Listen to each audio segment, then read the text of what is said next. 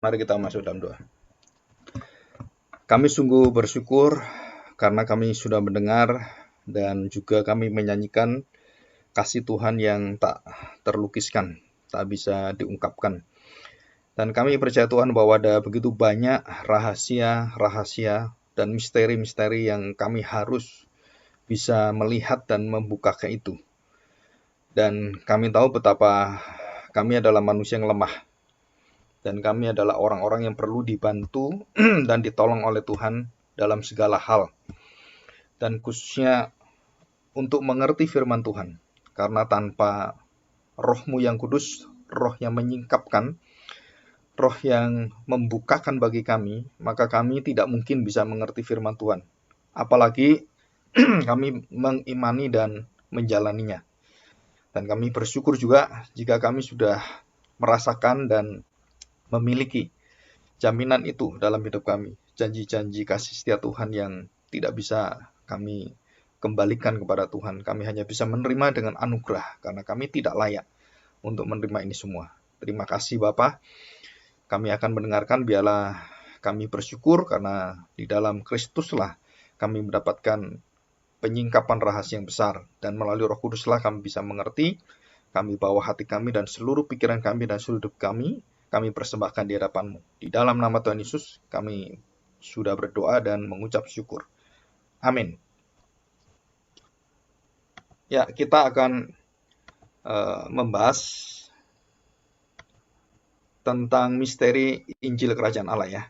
Nah, ini kita akan dalam 2 bulan atau sampai 3 bulan itu kita membahas khusus tentang hal-hal berkaitan dengan Kerajaan Allah. Lebih dari 12 tahun yang lalu ya, saya mulai dari awal tentang tema Kerajaan Allah ya, baik di beberapa tempat termasuk beberapa gereja dan juga terakhir di gereja Gloria juga. Nah, saya harapkan mungkin Tuhan bisa memakai hal seperti itu untuk terus diingatkan. Nah, saya kembali, kenapa? Karena ini kita masuk kepada berita yang harus kita dengar, berita yang harus kita sungguh-sungguh amini, dan apa itu sebenarnya. Ya. Dan itu dari hati Tuhan, dari hati para nabi-nabi, para raja dan imam, dan teristimewa hati yang paling puncak adalah hati Sang Anak Allah. Nah, kita akan belajar ini, misteri Kerajaan Allah. Dan saya harapkan kalau kita bisa membuka semua sampai kepada pemerintahan Allah hari ini, kita bersyukur ya.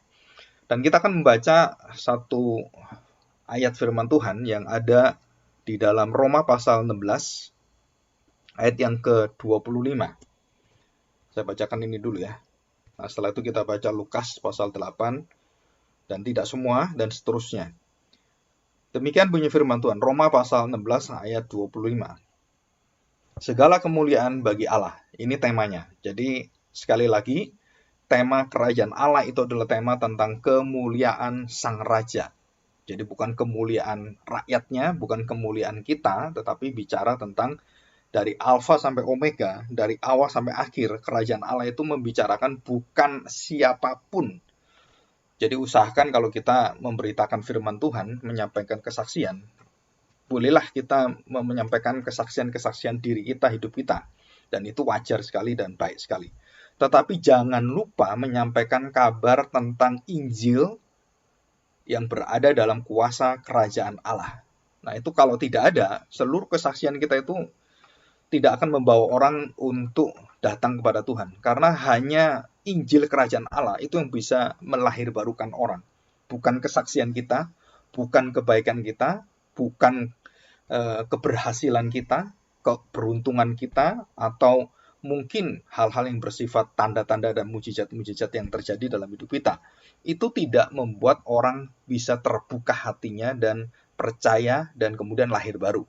Kenapa? Karena yang bisa membuka itu adalah firman Allah, bukan kesaksian kita. Ya, kesaksian kita itu membuka satu wawasan, membuka satu orang untuk datang kepada Kristus. Ya, jadi melalui kesaksian kita, orang itu harus dibawa untuk menghampiri Kristus, untuk mau menemukan Kristus. Karena Kristus akan menemukan dia dengan kuasa Injil. Nah, kalau Injil itu tidak ada, seluruh kegiatan kita, seluruh pelayanan kita, itu semua adalah sia-sia dan kosong belaka. Dan ini yang dihadapi gereja dan termasuk bangsa Israel sama menghadapi satu kehidupan rohani yang kosong, yang sia-sia, yang menuju pada kebinasaan. Walaupun mereka tahu ada Yehova, mereka melakukan ritual agama, mereka menyembah dan mereka memberikan persembahan, mereka taat pada hukum Taurat, taat pada hari Sabat, taat kepada seluruh aturan-aturan yang ada, dan semuanya mereka lakukan itu. Tetapi Tuhan katakan kamu binasa tetap. Dan itu sangat mengerikan sekali. Karena mereka tidak mengerti misteri, rahasia, Injil Kerajaan Allah ini. Dan mereka tertutup untuk hal ini. Ya, kita baca ini. Segala kemuliaan bagi Allah. Ayat 25. Bagi Dia yang berkuasa menguatkan kamu menurut Injil yang kumasyurkan. Dan perhatikan, Injil dimasyurkan itu apa di dalamnya? Dan pemberitaan tentang Yesus Kristus. Dan ini fokus dari Alfa Omega, dari awal sampai akhir. Pemberitaan tentang Yesus Kristus sesuai dengan pernyataan rahasia. Dan itu dari perjanjian lama itu semua itu menuju kepada penyingkapan tentang rahasia ini. Sesuai dengan pernyataan rahasia yang didiamkan berabad-abad lamanya. Jadi misteri ini bukan cuma 1 hari, 2 hari, 1 minggu, 2 minggu, 1 bulan, 1 tahun. Ribuan tahun, berabad-abad. Dari sejak Adam sampai Tuhan Yesus datang itu. Nah, misteri itu adalah Yesus sendiri. Nanti kita akan pelajari itu. Jadi kalau kita tidak menerima Kristus, maka kita tidak akan bisa membuka kunci rahasia kerajaan Allah. Kalau kita tidak berfokus pada Kristus, maka kita tidak akan bisa mengerti seluruh jagat yang diciptakan Tuhan dengan seluruh berkat-berkatnya yang bukan hanya untuk orang-orang secara umum, tetapi secara khusus bagi kita. Nah, ini misterinya, kita akan buka ini, misteri ini. Jadi, Kristus Yesus sesuai dengan pernyataan rahasia yang didiamkan berabad-abad lamanya. Dan misteri ini bukan cuma 1-2 kali diceritakan dalam Alkitab, ya, misteri ini. Nah, kalau saya akan bawakan, dan khususnya misteri ini bisa dibaca, nanti saya akan ungkapkan dan jelaskan, itu pada Roma 11 ayat 25. Ya, kita lihat Roma 11 ayat 25. Saya bacakan. Ya. Roma 11 ayat 25. Demikian bunyi firman Tuhan. Sebab, saudara-saudara, supaya kamu jangan menganggap dirimu pandai, aku mau agar kamu mengetahui rahasia ini. Jadi ada satu yang harus dibuka oleh Rasul Paulus. Khususnya bagi orang-orang Yahudi, bangsa Yahudi dan bangsa Israel ini adalah orang-orang yang tertutup karena kehidupan rohani mereka. Jadi semakin rohani mereka semakin luar biasa, semakin ritualnya semakin canggih luar biasa, semakin ketat luar biasa, itu semakin tertutup mereka kepada Mesias. Dan siapa yang membukakan rahasia ini adalah Tuhan. Dan di dalam diri Kristus itu dibuka semua. Dan Paulus tahu ini karena dia sudah bertemu dengan Kristus dan dia menyampaikan ini. Aku mau agar engkau atau kamu mengetahui rahasia ini. Sebagian dari Israel telah menjadi tegar sampai jumlah yang penuh. Dari bangsa-bangsa lain telah masuk. Jadi Tuhan akan tambahkan segala bangsa, dan termasuk di dalamnya bangsa Israel yang tidak tahu itu. Ya. Oke, nah sebelum kita melihat ini semua, kita baca Lukas pasal 8 ayat yang pertama. Lukas 8 ayat pertama. Ini sebenarnya gampang ya. Lukas 8 ayat pertama, Kisah 8 ayat pertama juga pas, mirip, dan isinya hampir sama. Perhatikan Lukas 8 ayat 1. Tidak lama sesudah itu, Yesus berkeliling atau berjalan berkeliling dari kota ke kota dan dari desa ke desa. Nah, perhatikan ya. Tidak lama sesudah itu, Yesus berjalan berkeliling dan dia memulai perjalanan memberitakan kerajaan Allah. Jadi, journey of the life of the kingdom of God. Jadi dia sedang memulai satu perjalanan, satu pemberitaan tentang Injil Kerajaan Allah. Tentang siapa itu? Jadi nabi-nabi berbicara tentang ke depan. Nabi-nabi berbicara tentang akan datang. Dan masih nanti itu orangnya akan datang. Nanti dia akan datang. Dan semua nabi-nabi itu mengarah ke masa depan. Tetapi Yesus memberitakan langsung mengarah bukan ke masa depan, bukan ke belakang. Itu langsung mengarah pada dirinya. Langsung berpusat pada ini loh. Ini loh aku. Kerajaan Allah itu ya adalah aku. Jadi rahasia itu ya aku ini. Dan sekarang ini aku beritakan kepadamu. Dan langsung bukan nabi-nabi, langsung dari mulutku sendiri. Langsung dari Allah sendiri yang menjadi manusia. Dia beritakan tentang penggenapan kerajaan Allah. Dan di dalam Galatia pasal 4 ayat 4 jelas sekali. Pas waktunya sudah tepat, anak Allah itu datang dan lahir di dalam rahim seorang perawan. Dan dialah memberitakan tentang dirinya, tentang kerajaannya, tentang seluruh aturannya, dan bagaimana seluruh perjanjian lama itu akan digenapi oleh dia. Dari dia lahir sampai dia mati di kayu salib. Itu adalah tentang dirinya semua. Jadi Tuhan Yesus memberitakan tentang siapa? Bukan orang lain. Dia memberitakan tentang dirinya yang diutus oleh Bapa untuk memuliakan Bapa. Dan ini adalah berita yang paling utama dan inilah rahasianya. Kenapa rahasia? Karena tanpa dibukakan, kita bicara dengan orang siapapun. Kalau Tuhan tidak membukakan rahasia ini, nggak bisa. Jadi kita kadang-kadang harus tahu bahwa kalau kita ngabarkan Injil, kita jangan mengatakan bahwa setiap kali ngabarkan Injil, orang itu pasti akan terbuka hatinya. Kenapa? Wah, kekuatan Injil yang saya beritakan itu hebat. Jadi menurut kekuatan yang memberitakan itu, bahwa kalau aku yang memberitakan, orang pasti bertobat. Nah itu salah kaprah. Dan itu adalah tidak benar. Jadi membukakan hati bukan karena kita yang ngabarkan Injil, tetapi Tuhan yang memakai pengabaran Injil kita. Dan juga tidak memakai juga bisa. Jadi tanggung jawab kita adalah bukan kita melihat orang mau nggak. Kalau nggak mau, saya nggak mau kabarkan Injil. Tidak. Kita harus mengabarkan Injil. Mau tidak mau, mereka harus mendengarkan berita ini. Nah kalau mereka mau, mereka menerima. Dan Tuhan sudah bukakan hatinya, satu misteri itu dibuka. Kalau dia nggak mau, berarti Tuhan tidak berkenan pada dia. Dan itu bukan urusan kita. Itu semua hikmat Allah. Jadi bukan berkaitan dengan saya. Membuka hati. Tanggung jawab saya adalah memberitakan Kristus Yesus. Memberitakan tentang dirinya. Dari desa ke desa memberitakan kerajaan Allah. Ya. Ke-12 muridnya bersama-sama dengan dia. Dan juga beberapa orang perempuan yang telah disembuhkan dari roh-roh jahat atau berbagai penyakit, yaitu Maria yang disebut Magdalena yang telah dibebaskan dari 7 roh jahat.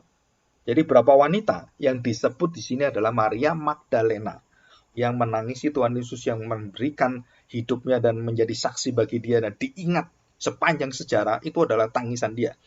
Nah perhatikan di sini bukan hanya 1-2 orang yang kerasukan, perempuan-perempuan itu. Beberapa perempuan yang telah disembuhkan dari roh-roh jahat. Ya, itu. Jadi jelas sekali. Ya. Nah kita lihat di dalam Lukas pasal 1 ayat 8 itu kita sudah lihat. Dan kita dilihat di dalam kisah 8. Ya, kisah 8 ayat yang pertama. Demikian bunyi firman Tuhan. Ya. Saulus juga setuju bahwa Stefanus dibunuh. Ya, dibunuh.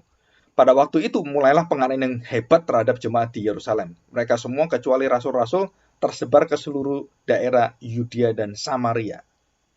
Dan perhatikan baik-baik. Kenapa Rasul Paulus ini memburu mereka dan mau membunuh orang-orang yang memberitakan Injil Kerajaan Allah. Yang menyatakan Yesus adalah Allah. Saudara tahu? Karena Rasul Paulus terselubungi itu semua. Dan dia mengejar orang-orang yang memberitakan kerajaan Kristus. Yang disebut sebagai penghujat Allah. Allah kok menghujat Allah? Setan kok merasuki setan? Dan itu yang dikatakan oleh firman Tuhan. Nggak mungkin Tuhan Yesus katakan, setan itu bisa merasuki setan, nggak bisa. Setan itu berteman, ya. Orang yang manusia itu bisa gitu. Nah, sedangkan menghujat Allah, nggak mungkin Allah itu menghujat Allah. Mereka menuduh Tuhan Yesus menghujat Allah, termasuk Rasul Paulus, dan dia terselubungi ini. Ada selubung, dan Paulus menceritakan misteri ini yang paling lengkap. Itu dalam suratan Rasul Paulus, dan banyak sekali dia tuliskan tentang ini. Dan kita akan bahas itu ya. Oke, sekarang kita lihat di dalam Lukas pasal 24 ayat yang ke-24 ya. Kita baca ayat yang ke-25 ya, ayat 25. Demikian. Lalu ia berkata pada mereka, "Hai kamu orang bodoh, betapa lambannya hatimu, sehingga kamu tidak percaya segala sesuatu yang telah dikatakan para nabi." Nah, apa yang dikatakan para nabi itu adalah misteri kerajaan Allah. Tentang Mesias yang akan datang, yang belum datang, yang masih rahasia, masih tertutup ini. 26. Bukankah Mesias harus menderita semuanya itu dan perhatikan, untuk masuk ke dalam kemuliaannya. Lalu ia menjelaskan kepada mereka apa yang tertulis tentang siapa? Tentang dia. Nah, ini 27 penting sekali. Tentang dia, tentang siapa? Tentang Yesus. Jadi Yesus waktu menceritakan, waktu dia melayani, dan kemudian murid di Emos itu ya. Jadi kita tahu itu. Nah, perjalanan yang di Emos itu. Nah, waktu dia menceritakan kepada dua muridnya ini, apa yang terjadi dengan dua muridnya ini? Mereka diceritakan ulang tentang perjanjian lama, karena yang ada perjanjian lama, perjanjian baru belum ada. Yesus menceritakan tentang kitab suci, seluruh kitab suci, bukan satu, dua kitab suci. Jadi seluruh kitab suci itu, Tuhan Yesus menceritakan, dan tidak mungkin membaca semua. Itu bisa seharian gitu ya. Nah, dia mengambil beberapa bagian menceritakan tentang siapakah yang diberitakan di dalam seluruh kitab suci itu. Dan dikatakan di sini, tertulis tentang dia, tentang dirinya, tentang Kristus, dalam seluruh kitab suci, mulai dari kitab-kitab Musa dan segala kitab nabi-nabi. Dan itu. Dan apa yang terjadi? Mereka harus ditolong oleh Tuhan Yesus. Ya, harus ditolong oleh Tuhan Yesus. Ayat 31. Ini penyingkapannya, ayat 31. Ketika itu, ya, setelah Yesus memecahkan roti sebagai lambang tubuhnya dipecahkan, kematiannya, dan itu adalah kunci rahasianya. Dan waktu murid-murid itu, ya, waktu murid menerima itu, tubuh yang dipecahkan itu, barulah mereka dibuka, barulah mereka sadar dan mereka tahu itu, ya. Dikatakan di sini, ketika itu terbukalah mata mereka dan mereka pun mengenal dia, mengenal Yesus. Mereka pun mengenal dia. Jadi ini yang unik adalah, jadi Yesus menceritakan perjanjian lama, dan seluruh perjanjian itu, kitab Musa dan para nabi itu menunjukkan kepada dirinya. Dan begitu dibukakan tentang siapakah yang dituliskan dalam hukum Taurat, dan seluruh kitab nabi-nabi itu, dan seluruh mengarah kepada dia. Jadi seluruh kitab suci perjanjian lama itu memberitakan tentang rahasia yang akan datang ini. Dan Tuhan Yesus sekarang membukakan itu dan mengatakan, ini adalah saya. Dan kemudian dia memecahkan roti itu sebagai lambang perjamuan kudus, dan dia berikan kepada mereka satu-satu, barulah terbuka pikiran mereka. Jadi kuncinya, rahasianya di mana? Terbukanya itu. Penderitaan, kematian, kesengsaraan Kristus. Baru kita tahu hidup yang kekal. Baru kita tahu tentang kerajaan Allah. Kita tahu tentang kerajaan Kristus sebagai Raja Sang Mesias. Dan kalau kita bisa ngerti, itu bukan karena kemampuan kita. Karena orang lain nggak ngerti. Orang lain mendengar nama Tuhan Yesus nggak ngerti. Tapi kita kok ngerti? Ya karena kamu dibukakan hatimu, terbukalah hatimu.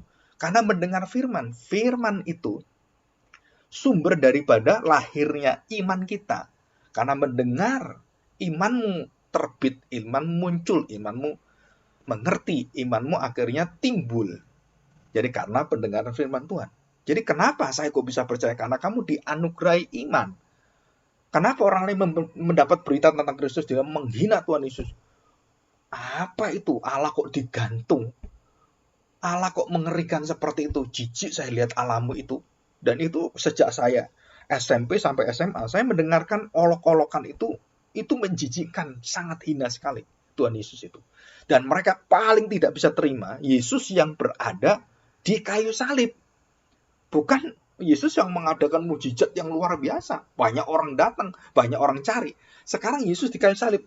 Siapa yang mau cari? Siapa yang mau datang Yesus di kayu salib? Enggak ada yang datang. Murid-muridnya lari semua. Dan yang datang tuh semua yang ngolok-ngolok dia. Dan ada beberapa orang dipakai sebagai saksi yang menyatakan dia tidak bersalah. Tapi mereka nggak bisa apa-apa. Nah, keindahan kerajaan itu di mana? Rahasia Injil kerajaan Allah itu, rahasia kerajaan kekal itu di mana? Kematian Kristus. Dia membukakan ini semua. Karena tanpa aku mati, kamu tidak akan bisa melihat kerajaan Allah. Tanpa kamu dilahirbarukan, kamu tidak akan bisa mengerti kasihku, pengampunanku, kesabaranku, kemurahanku, belas kasihanku. Tak mungkin kamu bisa ngerti. Dan harus dilahirbarukan. Dan inilah misterinya. Jadi kita sudah betul-betul sadar ini, ya. Oke, kita lanjutkan, ya. Kita lanjutkan. Nah, sekarang kita akan membahas tentang misteri ini, ya, tentang misteri ini. Misteri itu di dalam bahasa aslinya itu musteria atau musterion, ya. Jadi kalau musteria atau misteris itu bentuk jamak. Nah, artinya adalah berkaitan dengan mulut. Mulut yang tertutup, yang tidak menyingkapkan, tidak membicarakan. Jadi mu, jadi itu mulut, mulutmu. Jadi mu itu banyak mulut. Mu itu kebacut, ya. Orang yang kebangetan gitu kan, nggak berhenti-berhenti ngomong. Manusia itu tidak bisa menjaga rahasia, itu namanya mu. Jadi ngomong pokoknya semua rahasia apapun bongkar semuanya, ngawur semuanya. Nah, itu orang bocor mulut itu namanya mu gitu. Nah, kalau mu itu mulut yang terkatup, yang tertutup, dan Allah menutup mulutnya dan hanya memakai nabi-nabi mengarahkan kepada Kristus yang akan membuka mulutnya. Dan ini berkaitan dengan kerajaan Allah itu adalah berkaitan dengan sabda, berkaitan dengan apa? Dengan bicara, berkaitan dengan perkataan, sabda Allah. Jadi raja itu mempunyai satu wewenang dan raja itu bisa bersabda. Bersabda itu artinya memerintah. Jadi misteri ini menunjukkan kepada Allah sedang merahasiakan dan akan membukakan rahasia itu kepada anaknya. Dan puncaknya adalah penyingkapan siapakah Allah itu sendiri yang mencintai manusia. Itu akan dibuka di dalam diri Kristus dan puncak Yesus membuka kerajaan Allah itu adalah kematian tubuhnya dipecahkan. Jadi bait Allah itu ruang maha suci itu yang tertutup ribuan tahun dan hanya khusus imam besar yang masuk. Hari itu Tuhan Yesus mati langsung secara fisikal, historis, dan terbukti semuanya ditulis oleh ahli sejarah bahwa yang ada di dalam bait suci itu orang-orang yang ada yang bukan mengikut Kristus, imam-imam semua itu kaget semua. Kenapa? Ini terkoyak dari atas ke bawah, dirobek oleh Tuhan, dikoyakkan. Jadi tidak ada lagi ruang maha suci, ruang suci, dan ruang yang biasa. Itu semua menjadi seluruh kerajaan Allah dan terbuka dan tidak ada pembatasnya. Kristuslah yang memecahkan rahasia itu. Kristus yang membongkar, menyingkapkan itu. Dengan apa? Dengan merusak dan membuka meterai itu, dibongkar oleh Dia. Jadi orang langsung tidak melalui nabi, tidak melalui imam, tidak melalui raja, orang langsung melalui Kristus. Dan semua orang menjadi imamat rajani. Dan itu rahasia kerajaan Allah. Jadi ibadah orang-orang non-Kristen, semua orang yang bukan beriman pada Kristus, mereka beribadah seperti bangsa Israel. Mulai pembersihan dulu, kaki dulu, dan semuanya. Itu ritual manusia dan usaha manusia yang membawa kepada kebinasaan. Membawa kepada kamu berdosa, kamu harus dibinasakan.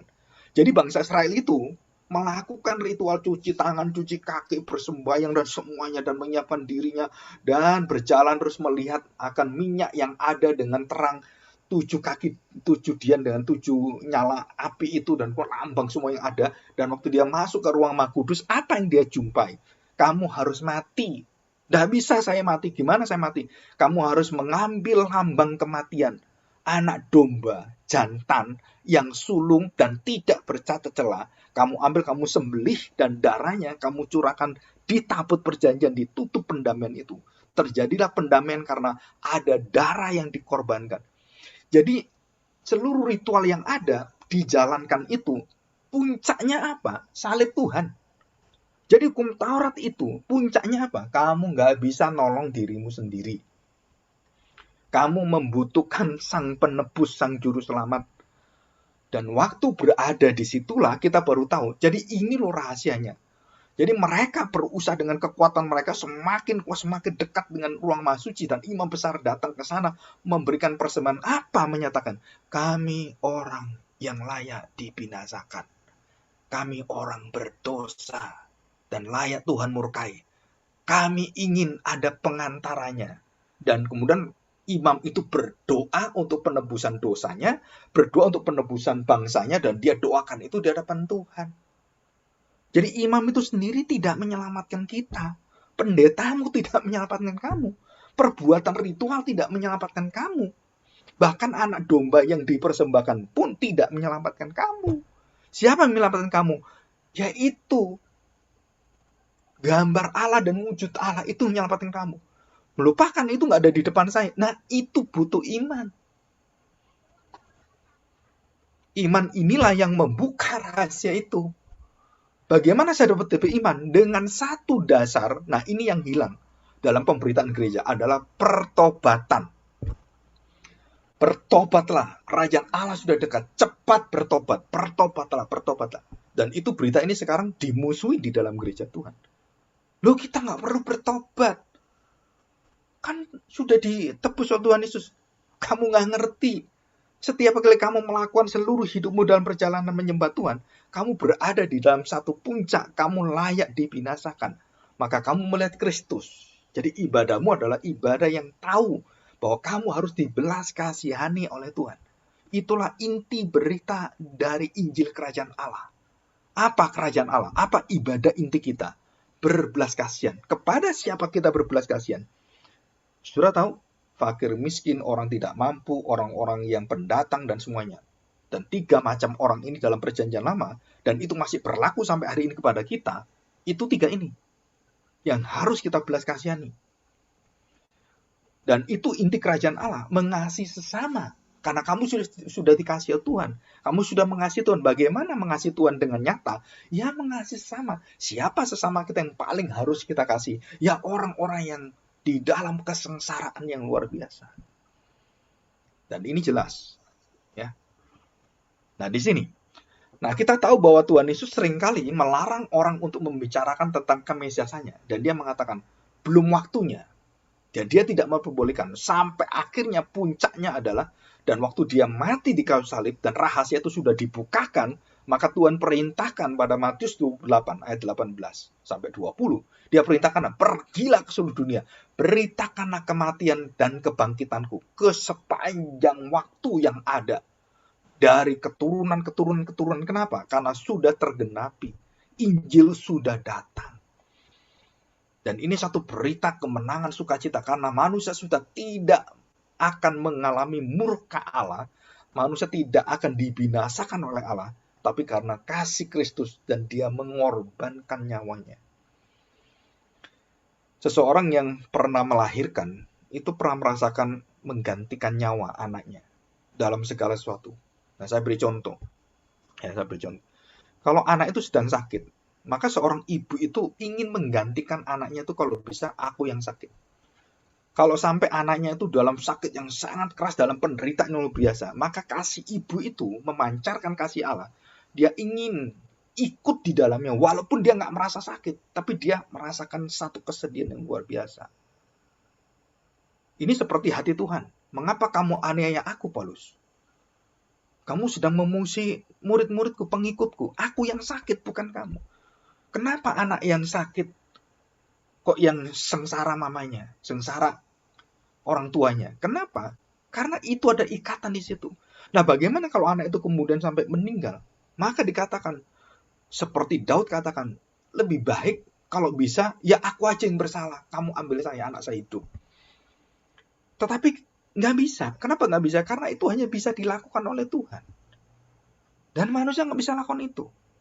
Yang bisa mengorbankan nyawa untuk nyawa orang lain, itu hanya Tuhan. Jadi kalau kita bisa menyelamatkan, mungkin bisa. Kalau anak kita mau kecelakaan gitu ya, mau ditabrak terus mamanya atau papanya itu kemudian mengambil anaknya itu, terus dia yang ketabrak, dia mati. Waduh, itu rasanya luar biasa. Tetapi nyawanya itu tidak bisa menggantikan nyawa anaknya. Anaknya selamat karena dia ketabrak. Tapi anaknya yang harusnya ketabrak itu bisa diselamatkan karena ada kasihnya, ada kekuatan yang besar. Dan itulah Tuhan Yesus meminta supaya dirahasiakan, tidak boleh dibicarakan. Karena apa? Karena belum mati dia. Kalau sudah mati, nah waktu sudah mati, kamu bicarakan saya, jangan kamu diam sekarang. Jadi gereja Tuhan itu harus gereja yang membicarakan tentang karya Kristus di kayu salib dan kuasa kebangkitannya. Jadi kita nggak bisa cuman pertobatan saja, nggak bisa. Tapi kita ada kuasa kemerdekaan di dalam pertobatan. Jadi kita tidak bisa menjadi gereja yang seperti gereja Injil yang kuno itu. Wah, orang Kristen harus menderita terus. Pokoknya dia harus berdoa dengan nangis-nangis selesai. Dan nggak boleh sukacita. Itu juga salah. Yang satunya di gereja-gereja yang beraliran karismatik, beraliran gereja-gereja Pentakosta itu bersukacita terus nggak tahu tentang pertobatan. Jadi kita dibawa dalam dua kubu gereja yang bersimpangan jauh sekali. Padahal Alkitab mengatakan dua-dua itu ada di depan kita. Dan kita nggak boleh aja cuman bertobat terus nggak berubah. Enggak. Kita harus menaklukkan dunia ini dengan apa? Dengan kuasa firman Tuhan. Dan kenapa penemuan-penemuan yang besar itu berasal dari anak-anak Tuhan yang bekerja dengan luar biasa dan yang memulai semuanya, yang membangun semuanya.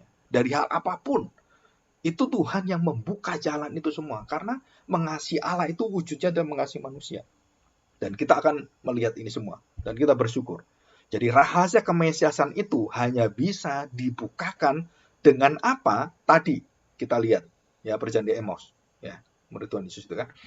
Apa yang dilakukan oleh Tuhan Yesus waktu itu? Dia membacakan dan mengajarkan rahasia kerajaan Allah di dalam kitab suci. Nah, kenapa saya itu masuk ke dalam satu gereja melayani? Selalu saya membawa apa? Mulai dengan bagaimana kamu mengetahui rahasia ini. Saya nggak seperti hamba Tuhan yang lain. Ayo kita melayani. Oh ini ada program kita. Enggak. Saya udah tahu ini. Apa yang ada dalam Alkitab rahasianya apa. Dan setiap kali masuk saya beritahu. Saya akan mengerjakan ini. Kenapa? Karena itu ada di Alkitab. Kalau kamu mau dengan saya, ya saya lakukan ini. Kalau enggak, ya saya cari gereja yang mau. Kenapa? Karena itu satu-satunya yang ada dalam Alkitab itu berita tentang Injil Kerajaan Kristus. Nah kalau mau, ayo bersama-sama. Nah, kita buka rahasia itu, kita pelajari bersama, dan kita nikmati kekayaan kerajaan kekal, kerajaan surga itu. Kerajaan Allah itu, kerajaan surga dan kerajaan Allah itu sama. Dan kita betul-betul tahu gitu ya. Kenapa tahu? Nah, perhatikan baik-baik. Waktu murid-murid yang berada di Amos itu dan dalam perjalanan yang mereka kebingungan, kenapa? Karena mereka banyak selaputnya. Perjanjian lama dia bingung. Loh harusnya Mesias kan nggak mati. Kenapa dia mati? Loh kenapa Mesias kok kalah? Harusnya dia itu menang. Itu bercampur semuanya. Padahal kita tahu bahwa salib itu adalah kemenangan di atas segala kemenangan. Jadi karya siapakah kemenangan? Kristus, bukan saya. Jadi kita ini nggak pernah bisa menang dengan dunia ini. Saudara. Kita nggak akan bisa menang dengan iblis. Kita nggak akan bisa menang dengan pencobaan. Tapi semua itu sudah dijamin oleh Tuhan. Kalau kamu memandang saya, keberatan dan beban dalam hidupmu itu menjadi ringan sekali. Karena aku akan melegakan engkau. Kenapa? Karena kita tahu siapa yang mengendalikan hidup saya. Siapa yang memulai kehidupan dan mengakhiri kehidupan. Dan itu jelas semua. Dan rahasia ini ada. Dan Tuhan Yesus katakan dalam Markus, yang pertama kali istilah ini dikatakan ya. Markus pasal 5 ayat 43. Nah, perhatikan baik-baik. Dengan sangat Yesus berpesan, ia berpesan pada mereka. Markus 5 ayat 43. Supaya jangan seorang pun mengetahui hal itu. Lalu ia menyuruh mereka memberi anak itu makan. Jadi nggak boleh diberitahu. Karena apa? Karena belum terwujud. Saatnya belum tiba. Dan begitu saatnya tiba, silakan beritakan. Dan harus kamu beritakan. Dan kewajiban setiap orang Kristen memberitakan ini. Rahasia kerajaan Allah. Ya. Dan kita sudah mengerti tentang ini. Nah, kita akan lihat Matius pasal 13. Ya, Matius pasal 13 ayat yang ke-11. Ya. Nah, kenapa saya itu berjuang dengan sungguh-sungguh gitu ya untuk menyampaikan berita yang satu-satunya berita dan tidak ada yang lain yang harus diberitakan oleh setiap orang percaya, keluarga Tuhan dan gereja Tuhan itu adalah ini. Ya, perhatikan. Matius 13 ayat yang ke-10 ya saya bacakan ya. Maka datanglah murid-muridnya dan bertanya kepadanya, "Mengapa engkau berkata-kata kepada mereka dalam perumpamaan?" Mengapa kamu berkata dalam perumpamaan? Jelasin aja. Nggak bisa, saudara, karena kerajaan Allah itu tidak terjelaskan dan itu harus diumpamakan. Jadi surga itu nggak bisa dijelaskan dengan kata-kata kita. Bisa dirasakan tapi nggak bisa diungkapkan. Dan itu adalah hal-hal yang bersifat kekal. Nah, sekali lagi, saudara bisa melihat beberapa minggu yang lalu, pembinaan tentang kemuliaan Allah, tentang rahasia sukacita surgawi, itu tidak terungkapkan. Nah, di sini dikatakan oleh Tuhan Yesus, ya, Markus 13 ayat 11. Jawab Yesus, kepadamu diberi karunia, anugerah, untuk mengetahui rahasia kerajaan surga. Tetapi kepada mereka tidak. Tidak. Jadi maksudnya apa, Pak? Jadi hanya orang-orang yang diberi anugerah Allah, dipilih oleh Allah, dikasih oleh Allah, dan tidak semua Tuhan buka ini. Semua manusia mati dalam dosanya. Semua manusia itu melawan Tuhan. Semua manusia membangun keselamatan di dalam keagamaannya dengan caranya semuanya. Dan ini adalah satu kuasa yang Tuhan berikan kepada orang-orang percaya secara khusus, adalah yang tidak bisa dilakukan oleh yang lain. Karena itu hanya bisa dilakukan oleh Roh Kudus. Ya, Roh Kudus sendiri. Nah, kita bersyukur, ya, kita mendengar suara-suara ini. Mereka berusaha dengan kekuatan yang luar biasa memanggil-manggil dan mereka menyembah Tuhan. Tetapi tanpa Kristus, saudara harus tahu, tanpa Kristus, saudara tidak mungkin bisa melihat kerajaan Allah. Tidak mungkin. Tanpa menerima darah Kristus, kematiannya dan kuasa kebangkitannya, kita tidak bisa melihat kerajaan Allah. Dan dikatakan oleh Tuhan, kepada kamu diberi karunia, diberi anugerah. Kepada yang lain tidak diberikan, jelas. Tetapi mereka tidak. Ya. Nah, ini ayat yang ke-12 saya bacakan, ya. Karena siapa yang mempunyai kepadanya akan diberi, sehingga ia berkelimpahan. Tetapi siapa yang tidak mempunyai, apapun juga yang ada padanya akan diambil daripadanya. Itulah sebabnya aku berkata-kata dalam perumpamaan kepada mereka, karena sekalipun melihat, mereka tidak melihat, dan sekalipun mendengar, mereka tidak mendengar, dan tidak mengerti. Dan ini ada dalam kitab Yesaya, ayat 14. Maka pada mereka genaplah nubuat Yesaya yang berbunyi. Jadi Tuhan Yesus sedang menggenapi nubuatan Yesaya tentang kerajaan Allah, tentang rahasia dan penyingkapan kerajaan Allah. Kamu akan mendengar dan mendengar, namun tidak mengerti. Kamu akan melihat dan melihat, namun kamu tidak menanggap.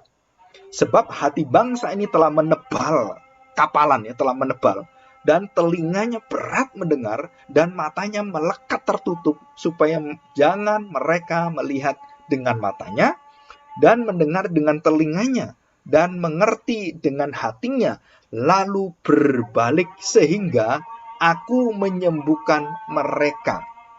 Sehingga aku menyembuhkan mereka. Berbalik dan menyembuhkan mereka.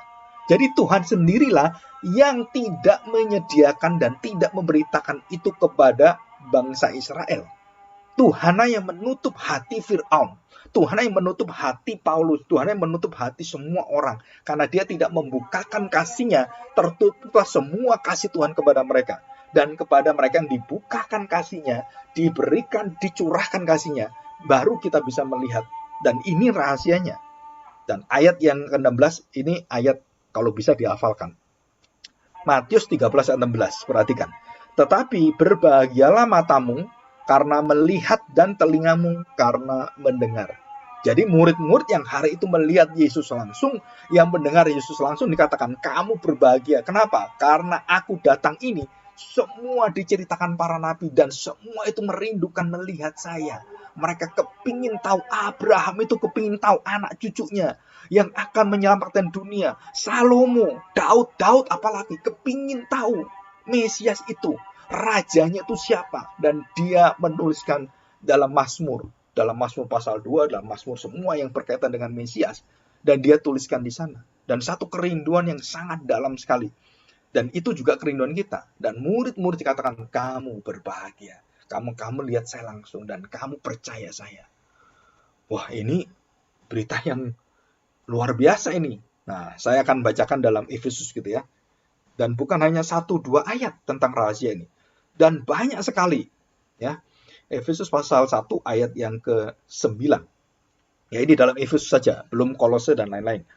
Efesus pasal 1 ayat 9. Sebab ia telah menyatakan rahasia kehendaknya kepada kita sesuai dengan rencana kerelaannya, yaitu rencana kerelaan yang dari semula telah ditetapkannya di dalam Kristus dari semula. Luar biasa. Dari semula, dari kekekalan itu. Ini Efesus pasal 1 ayat 9. Kita lihat pasal 3 ayat 3. Ya, yaitu bagaimana rahasia dinyatakan kepadaku dengan wahyu, dengan firman. Seperti yang telah kutulis di atas dengan singkat rahasia kasih karunia Kristus dan seluruh karyanya di kayu salib itu diceritakan oleh Paulus. Itulah rahasia yang dibukakan, yang berabad-abad tertutup itu adalah dibuka oleh Paulus dan dia ceritakan ini. Ya pada pasal yang keempat juga kita tahu, apabila kamu membacanya, perhatikan, semua yang kutulis dan para nabi yang tuliskan semua kitab suci itu, apabila kamu membacanya, kamu dapat mengetahui daripadanya pengertianku akan apa? Saudara perhatikan ini Paulus ini. Rahasia Kristus. Dan kita harus tahu ini. Kenapa ini rahasia? Karena hanya dibukakan untuk orang-orang yang akan dianugerahi, dikabari kasih karunia, dan dipilih oleh Tuhan. Yang sejak dahulu kala, sejak kekekalan. Dikatakan di sini seperti yang kutulis dengan singkat itu tadi, yaitu rahasia pengertianku akan rahasia Kristus. Yang pada zaman angkatan-angkatan dahulu tidak diberitakan kepada anak-anak manusia. Anak manusia nggak ada yang tahu. Tetapi yang sekarang dinyatakan di dalam roh kepada rasul-rasul dan nabi-nabinya yang kudus. Di luar mereka tidak ada berita itu. Di luar bangsa Israel, sudah nggak akan ada berita anak Allah. Karena nabi-nabi itu hanya melayani bangsa Israel. Dan kadang-kadang ada bangsa-bangsa lain yang percaya dan seperti Rahab dan juga yang lainnya bisa datang kepada Tuhan dan mengikuti orang Israel dan percaya kepada Allahnya orang Israel. Ya, Ruth juga sama, bukan orang Israel, tapi dia percaya. Karena dia dipilih oleh Tuhan dari bangsa lain yang mewakili akhir zaman, dia datang kepada Tuhan dan mendapatkan belas kasihan dari Boaz. Ya. Ayat 6, yaitu bahwa orang-orang bukan Yahudi karena berita Injil turut menjadi ahli-ahli waris dan anggota-anggota tubuh dan peserta dalam janji yang diberikan di dalam Kristus. Hanya dalam Kristus. Nah, saudara, saya berdoa setiap kali saya membacakan dan memberitakan tentang Injil rahasia Injil Kerajaan Allah ini. Saudara kalau mendapatkan, saudara mengerti dan mengimani, mengamini ini, berarti saudara sudah mendapatkan meterai keselamatan, mendapatkan janji Tuhan. Tapi jika saudara, kok saya tetap nggak ngerti ya, kok tetap tertutup ya, maksudnya apa ini? Nah, saudara berdoalah dengan minta belas kasihan Tuhan, karena itu tidak bisa dipaksakan dan dicari oleh manusia dengan segala usahanya. Dan itu hanya bisa diterima, seperti dikatakan Tuhan Yesus kepada Nikodemus. Roh Allah itu akan bergerak sesuai dengan hikmatnya, karyanya, dan kehendaknya. Dan tidak bisa kita dikte. Dan disitulah Tuhan mengatakan, jadi keselamatan lahir baru itu bukan dari perbuatan. Kamu hanya memohon dengan belas kasihan. Jika hatimu tahu bahwa kamu orang berdosa, kamu membutuhkan juru selamat, aduh aku ini orang yang tidak layak. Dan di situ kamu menerima Kristus dan kamu melihat keindahannya, berarti kamu sudah lahir baru. Kamu sudah menerima iman di dalam Kristus, karena tidak semua orang diberi anugerah ini. Ya, dan inilah rahasia Injil Kerajaan Allah. Nah, kita buka dalam Kolose pasal 1, karena ini yang kita baca itu adalah Efesus ya. Kolose pasal 1 ada di PowerPoint ini ya. Ayat yang ke-26. Demikian bunyi firman Tuhan. Yaitu rahasia yang tersembunyi dari abad ke abad dan dari turunan ke keturunan. Tetapi yang sekarang, rahasia itu sekarang dibukakan. Yang sekarang dinyatakan, disingkapkan, diwahyukan. Jadi dibukakan itu kepada orang-orang kudusnya. Kepada mereka Allah mau memberitahukan betapa kaya dan mulianya rahasia itu di antara bangsa-bangsa lain. Jadi Efesus pasal 3 ayat 3 sampai 9 jelas. Nah, ini diulangi dalam Kolose pasal 1 ayat 27. Kepada mereka Allah mau memberitahukan betapa kaya dan mulianya rahasia itu di antara bangsa-bangsa lain, yaitu Kristus ada di tengah-tengah kamu. Kristus yang adalah pengharapan akan kemuliaan. Keluaran pasal 18 itu menyatakan sama. Pasal 33 juga menyatakan sama. Musa berdoa pada Tuhan, apa yang membedakan saya dengan bangsa lain? Dan Musa katakan dengan jelas, karena hadiratmu bersama dengan kami. Tiang awan, tiang apimu, rotimu, daging yang tiap hari kamu kirim, dan itu bersama-sama dengan kami. Dan kami melihat itu nanti di akhir zaman, pada waktu Yesus nanti datang, dan Musa menuliskan tentang Yesus, tentang hal ini. Jadi ini semua pemikiran ini nyambung semuanya, satu kesatuan. Seperti ada benang merahnya yang kekal itu apa yang diajarkan Musa dibicarakan, dan apa yang dibicarakan Rasul Paulus, Nabi, semua sama. Rahasia Kristus. The secret of Christ. The secret of the kingdom of God. Jadi rahasia Kristus, rahasia kerajaan Allah, rahasia the eternal life, kehidupan yang kekal. Jadi saya bersyukur jika saudara bisa mendengar ini dan saudara percaya dan saudara kemudian mengamini, dan jangan lupa saudara harus memberitakan ini kepada keluargamu, kepada anakmu, dan kepada seluruh teman-teman. Dan jangan kamu berpikir, Pak, itu pendeta, masa perlu kita beritakan ini? Loh, pendeta pun seperti orang Farisi, nggak tahu Paulus itu pendetanya pendeta. Paulus itu sudah lulus dan sudah hebat, dan dia buta, ada yang terselubungi. Dan banyak sekarang gereja Tuhan juga sama, tidak ada berita ini di mimbar-mimbarnya. Tidak ada berita kerajaan Allah, tidak ada berita Injil, kemenangan ini. Dan kita harus tahu, paling-paling gereja itu hanya Jumat Agung paling menyatakan tentang kematian Kristus. Selain itu nggak ada. Bahkan ada gereja yang pernah saya datang, dan waktu Jumat Agung nggak ada kesedihan, nggak ada kematian Kristus dibahas. Yang dibahas itu bahwa kemenangan-kemenangan semua. Saya sampai heran, kok bisa ya? Ini gereja ini mau kemana? Terus ada juga persekutuan-persekutuan yang sama, tidak mau membahas tentang kematian Kristus. Sepertinya anti sekali. Nah, saudara harus tahu, kalau kita tidak menerima itu, kita nggak bisa membuka kunci rahasia kerajaan Allah. Dan kunci itu adalah Kristus. Jadi kuncinya adalah Kristus. Nama Kristus. Dan ini satu rahasia yang besar. Ya, perhatikan ayat yang ke-27. Kristus ada di tengah-tengah kamu, Kristus yang adalah pengharapan akan kemuliaan. Dialah yang kami beritakan apabila tiap-tiap orang kami nasihati dan tiap-tiap orang kami ajari dalam segala hikmat untuk memimpin tiap-tiap orang kepada kesempurnaan dalam Kristus. Saudara, kita bersyukur kita bisa berkumpul bersama-sama, kita bisa memulai satu benih gereja yang baru, benih gereja yang berasal daripada roh Kristus itu, dari rahasia Kristus itu. Dan kita berdoa supaya kita semua digerakkan oleh Tuhan untuk mau mengajarkan ini, dan bukan bergantung pada saya. Ajarlah anakmu tentang rahasia Kristus ini. Ayo baca bareng-bareng. Jadi jika saudara perlu buku tuntunan, itu saya ada.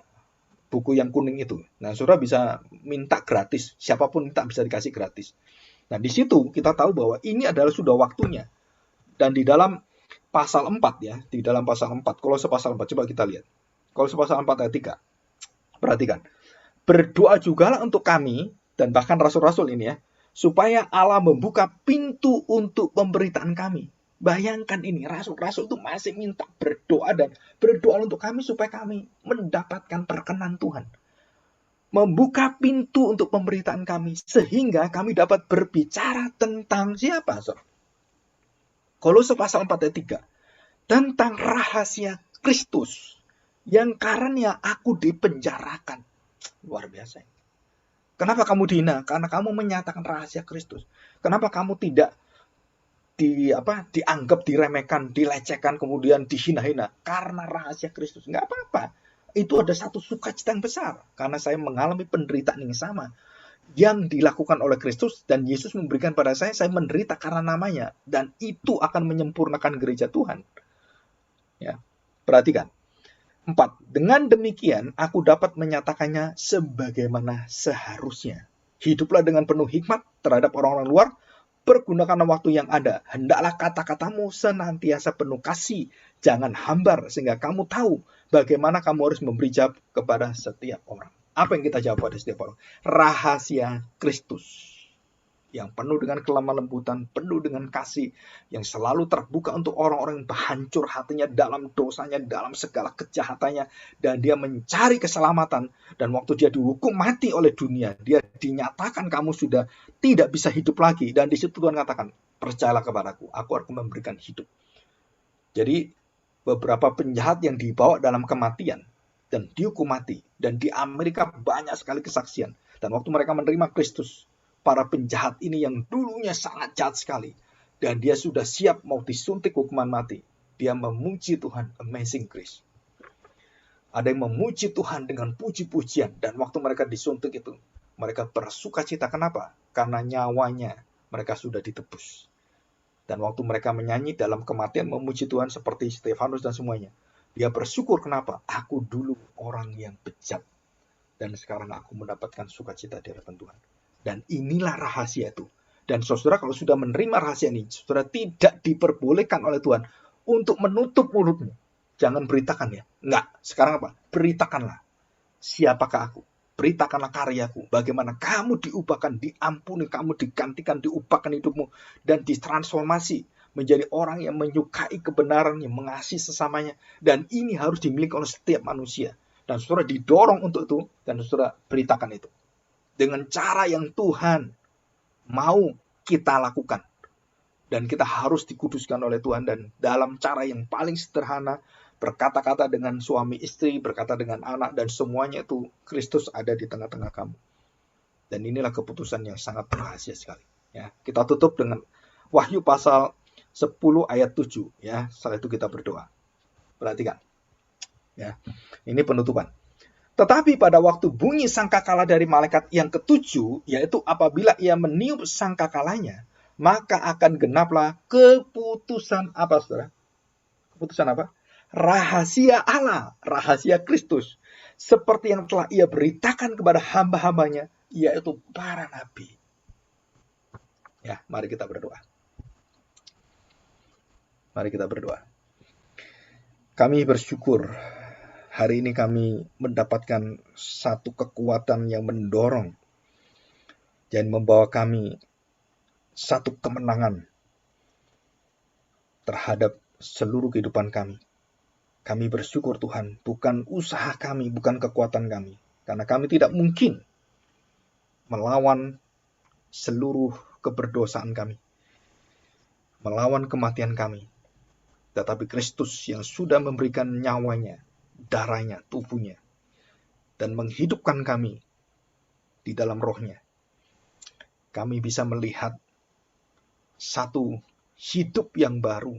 Kerajaanmu datanglah, kehendakmu jadilah di bumi seperti di surga. Barulah kami bisa nikmati itu Tuhan. Kami bersyukur rahasia ini sudah dinyatakan dan sudah datang. Dan rahasia itu adalah Kristus sendiri, Engkau sendiri Tuhan. Kami bersuka cita hari ini dan kami percaya banyak orang-orang yang di dalam gereja Tuhan dan bahkan di luar mereka tidak mengenal Engkau. Bawalah kami sebagai saksimu, pakailah kami sebagai jemaat yang sungguh-sungguh berkobar-kobar untuk menyatakan kemenangan-Mu Tuhan, untuk menyatakan bahwa ada juru selamat, ada kebahagiaan yang kekal yang akan diterima oleh manusia. Terima kasih Bapa. Kami serahkan hati kami bersyukur.